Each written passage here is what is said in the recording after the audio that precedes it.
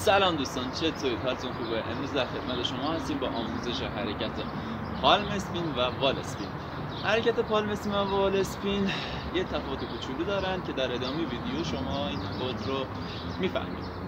بچه‌ها، حرکت پالم اسپین یکی از حرکات ساده پارکور هستش که شما میتونید توی فلوهاتون ازش استفاده بکنید و حرکاتون رو هم کانکت بدید. برای انجام این حرکت به چه چیزایی لازم داریم؟ بچه فقط کافی یه سطحی داشته باشید که اندازش نصف بدن شما باشه. این سطح مثلا خیلی خوبه برای ابتدا یادگیری و یکم پهن باشه، چون میخوایم بعدش برای یادگیریش پامون رو روی سکو بذاریم. حتی این اگر شما میتونید روی مبل خونتون هم یاد بگیرید. برای انجام این حرکت بچه من خودم به سمت چپ راحت ترم بچرخم و سمت راست هم این حرکت انجام میشه. بهتر این حرکت رو هر دو بار بتونیم انجام بدیم، ولی اکثر پارکورکارها سمت چپ میچرخن. برای انجام این حرکت ابتدا دست چپمون رو روی لبه سکومون قرار میدیم، به این صورت میگیریمش و بعد دست راستمون رو پاها کنار هم جفت قرار میگیرن و بعد با یک ضربه کوچولو ما میپریم روی سکو، پامون رو قرار میدیم به این صورت. خب و بعد دوباره همین محور رو ادامه میدیم میایم پایین. فقط این کار رو شما باید 50 بار 100 بار انجام بدید که راحت بشید. فقط نکاتی که تو این حرکت باید ذکر کنم اینه که یک، دست چپ رو گذاشتید دست راست جلوتر قرار میگیره، پاها باید جفت با هم کنده بشه و روی سکو قرار بگیره. مرحله دوم حرکت که داریم فرود میاییم، دست راست ما برداشته میشه و دست چپ ما هنوز روی سکو قرار داره.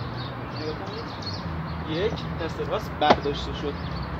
این حرکت چندی بار انجام میدید که کاملا راحت بشید و وقتی که راحت شدید دیگه جفا نمیم روش، یکی از پاهامون رو برمیداریم و به این صورت میزنیمش. نکنید یک دو و الان فقط من پای چپم رو روی سکو گذاشتم چون راحت تر شدم باشه. یه بار دیگه یک دو. اینقدر این حرکت رو انجام میدید حدود 50 بار 100 بار که کاملا با این حرکت و محور راحت بشید. و یادتون باشه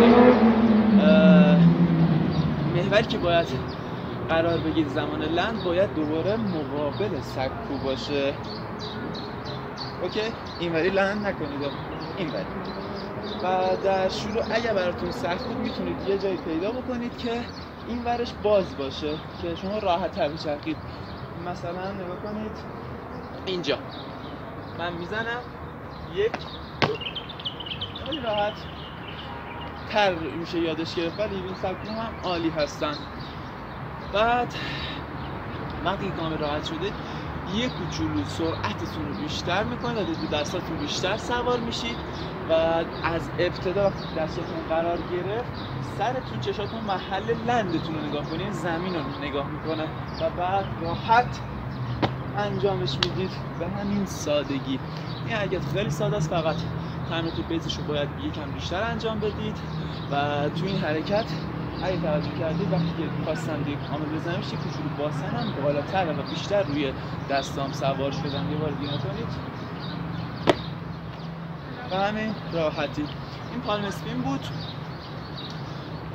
توی سطحی که ارتفاعش نسبتاً کمه و برای شروع هم حتما باید روی یه سطحی که ارتفاعش کمه شروع بکنید که کاملا میتونید حرکت رو یاد بگیرید و بعد سطحی بالاتر ببرید و راحت انجامش بدید. و اما دوستان حرکت وال اسپین، بچه حرکت وال اسپین رو روی سطوح صافتر و ایستاده و یک کوچولو خم انجام میدن و تفاوتش با حرکت پالم اسپین دقیقاً تو همینه، ولی تکنیکی که توی حرکت وال اسپین انجام میدیم دقیقاً هم تکنیک پالم اسپین هستش.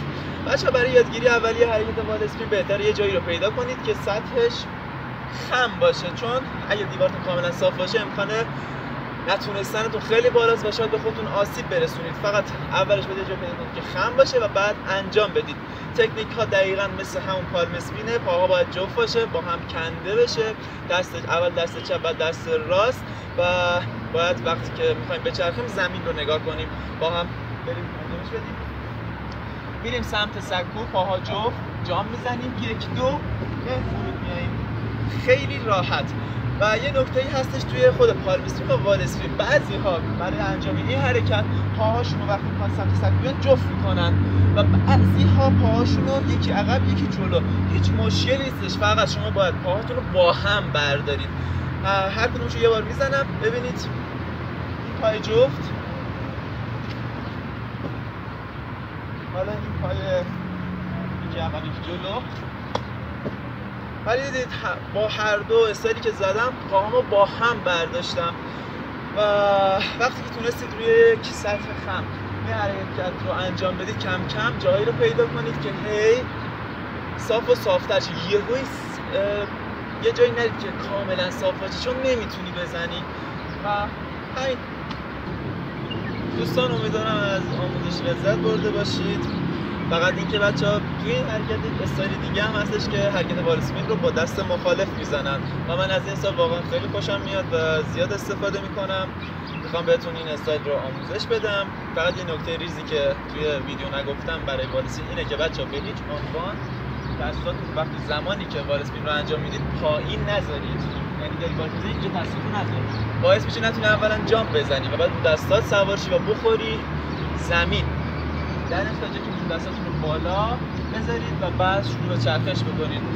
اندازش هم مقابل سینه یا صورت باشه اوکیه، چون اینجا بالای من یه درخت زیبا هستش دیگه دستمو نمیتونم اونجا بذارم، یکم پایین‌تر دارم میذارم. برای انجام استایل وال اسپین با دست مخالف فقط کافیه شما دستتون رو به این صورت روی سطح قرار بدید و بعد جامپتون رو بزنید و دوباره دست مخالفتون رو روی سطح قرار بدید. دارید دقیقا همون حرکت وال اسپین رو بدونش انجام میدیم ولی با دست مخالف. یک دو تموم شد. فقط اول دست راست، وقتی چرخیدیم دست چپ رو جایگزینش میکنیم و میاییم پایین. یه بار دیگه انجام میدیم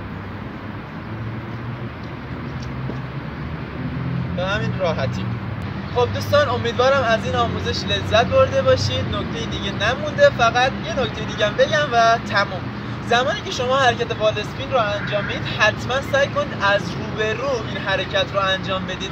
منظور چیه؟ یعنی شما پشتمانه قرار نگیرید و بخواید حرکت وال اسپین رو انجام بدید. کاملا اشتباهه. از روبرو و با یک زاویه نسبتاً تند میرید به سمتش و بعد انجامش میدید و همچنین حرکت وال اسپین با دست مخالف رو در ابتدا میتونید با یک سکو انجام بدید. دقیقاً تکنیک و مراحلش مثل حرکت پالم اسپینه، با همون تکنیک ها انجامش بدید و تمام.